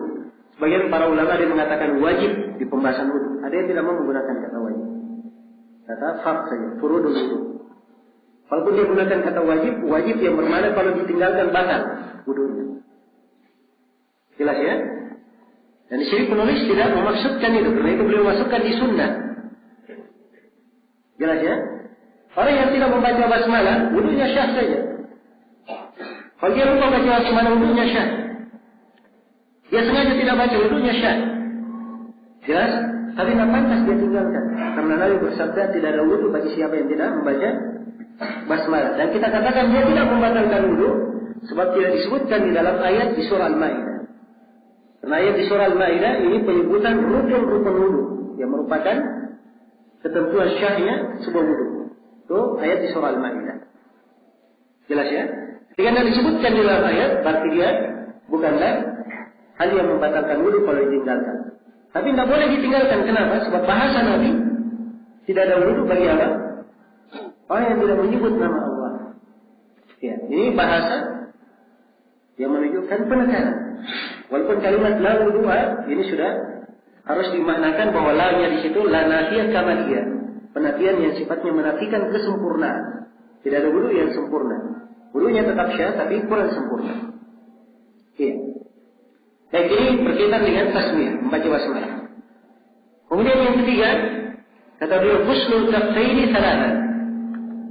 Dan disunahkan mencuci kedua telapak tangan 3 kali. Ya. Mencuci kedua telapak tangan. Nah, ya kalimat 3 kali ini apa? Kalimat yang sebenarnya berulang ya, sebab penulis nanti akan menyebutkan di poin yang ke-8 mencuci 2 kali dan 3 kali. Ya. Jadi yang dimaksud di sini mencuci kedua telapak tangan. Telapak tangan ini yang dimaksud sampai ke mana? Ke pergelangan tangan. Ini yang dimaksud dengan telapak tangan. Disunnahkan mencuci. Jadi mencucinya hukumnya sunnah. Dan ini tidak ada silam pendapat di kalangan para ulama. Ya, banyak hadis yang menunjukkannya. Ada yang diterangkan dalam hadis Utsman bin Affan dan ada yang diterangkan dalam hadis Abdullah bin Zaid. Keduanya riwayat Bukhari dan Muslim. Dan ini dua hadis Utsman dan hadis Abdullah bin Zaid, ini dua hadis pokok landasan di dalam fikih tentang sifat wudu Nabi sallallahu alaihi wasallam. Iya. Baik. Jadi mencuci kedua telapak tangan. Kemudian kata beliau, sunnah yang keempat al-bada'a bil madmadah wal istinsyaq qabla ghusl al-wajh. Memulai dengan berkumur-kumur dan menghirup air sebelum mencuci muka. Iya. Sebelum mencuci muka. Jadi beliau masukkan di sini bahwa memulai dengan berkumur-kumur dan menghirup air itu adalah sunnah sebelum dia cuci mukanya. Iya. Ini ditunjukkan oleh hadis-hadis Rasulullah, ada di dalam hadis Utsman, ada juga di dalam hadis siapa? Abdullah bin Zaid. Ya. Dan